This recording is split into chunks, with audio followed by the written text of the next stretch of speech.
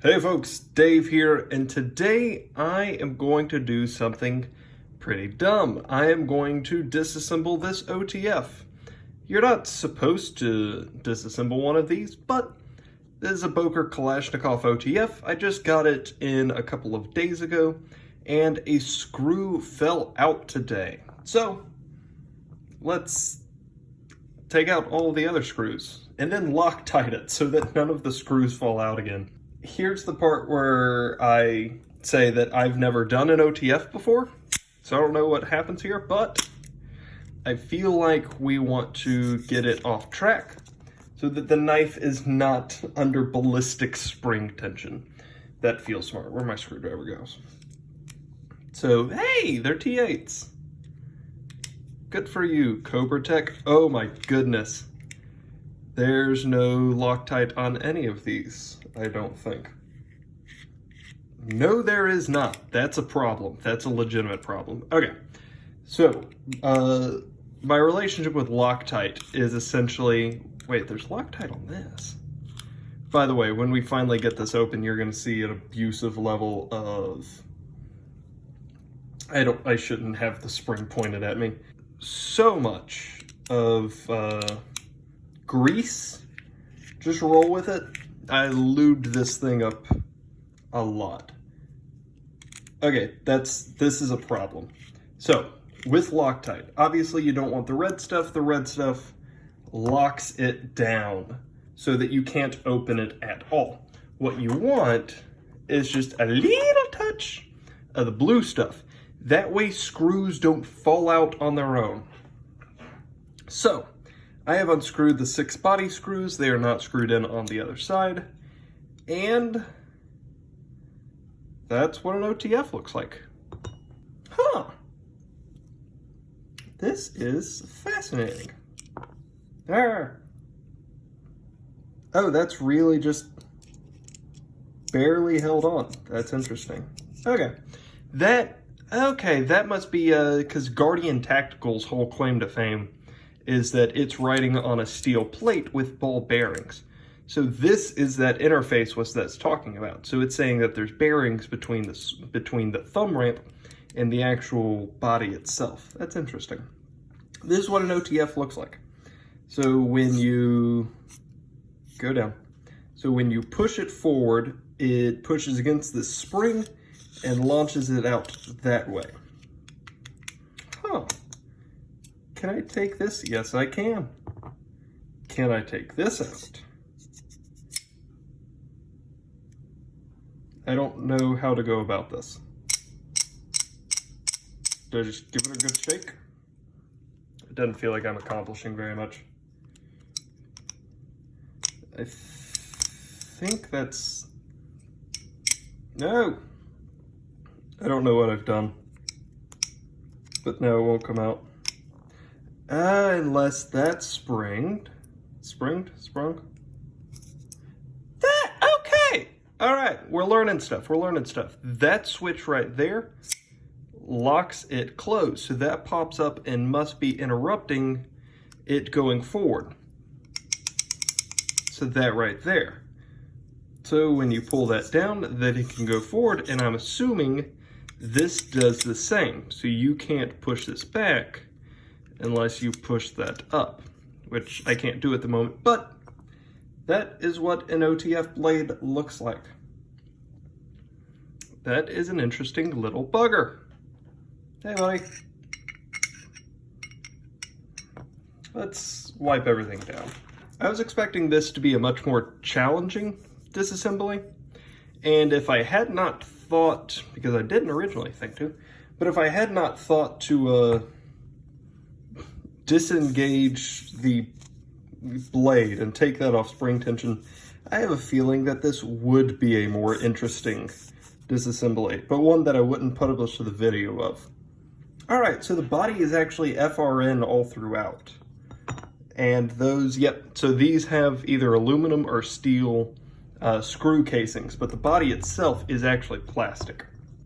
That is interesting. So how does this work?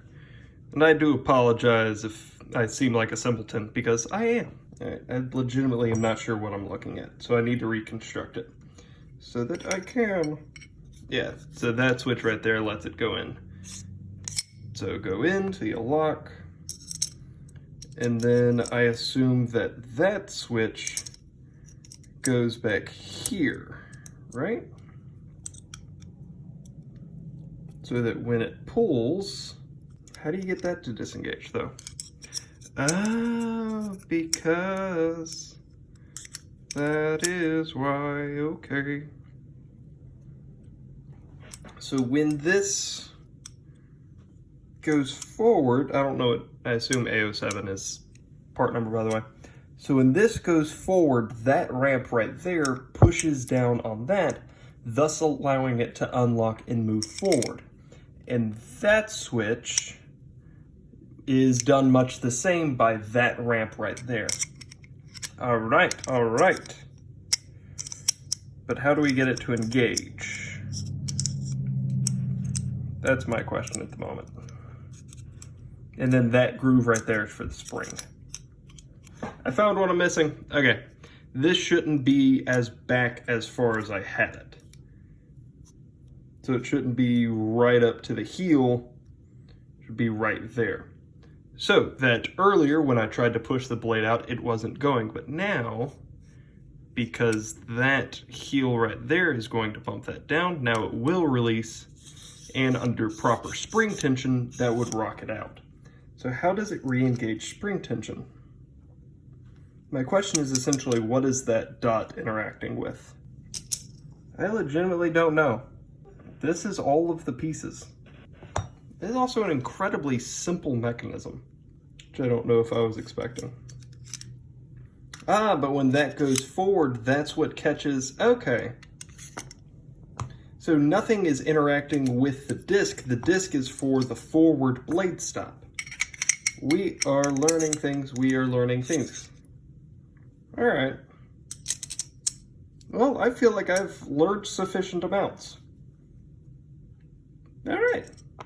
I feel good about this. I'm glad that I did this. Thank you for making me do this. So now I am going to put a bunch of lube in here.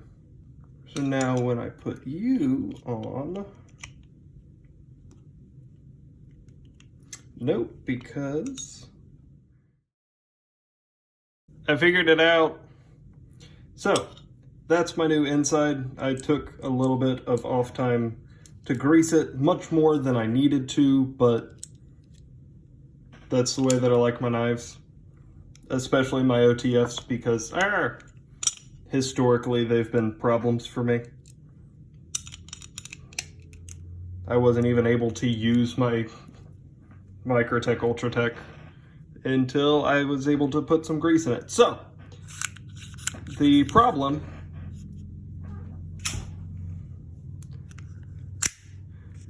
was that I just hadn't pulled on it enough. So now it is on track and it functions. So now what we are going to do is put a little bit of blue Loctite on all of these screws so that they don't come out again. Really, that is bad manufacturing. There we go.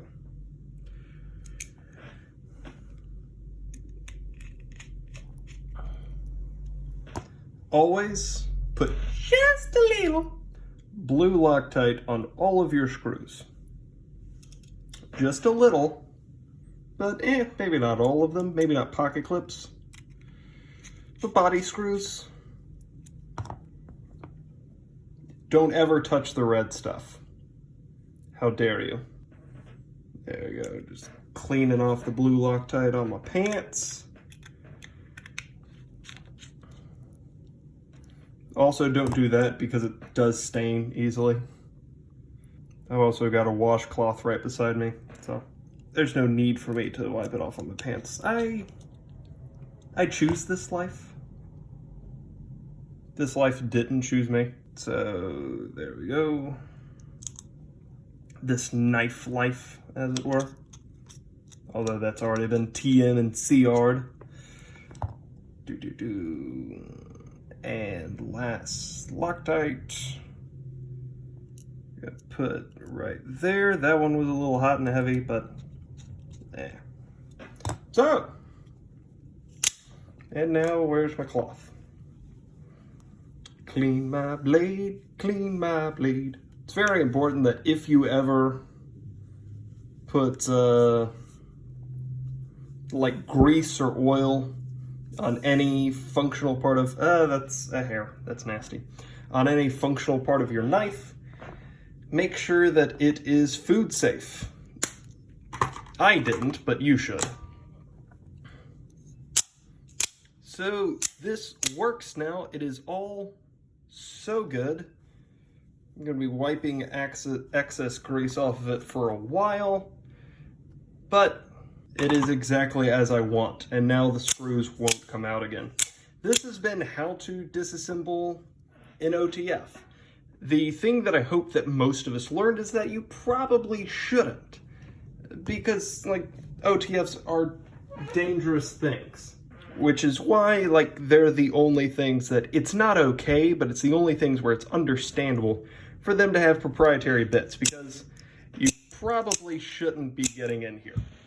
You might mess something up. However, once you are inside and have gotten inside safely, they're super simple.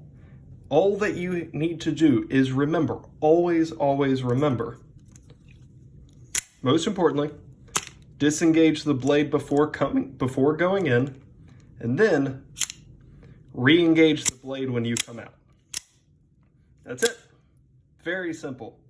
Now that I have fixed a couple of things I didn't realize was wrong with this, don't worry, these details will show back up in my eventual video on this. I hope that you all have a great day, and if you have comments, questions, suggestions, or concerns, let me know down below. And other than that, y'all have a great day. Bye.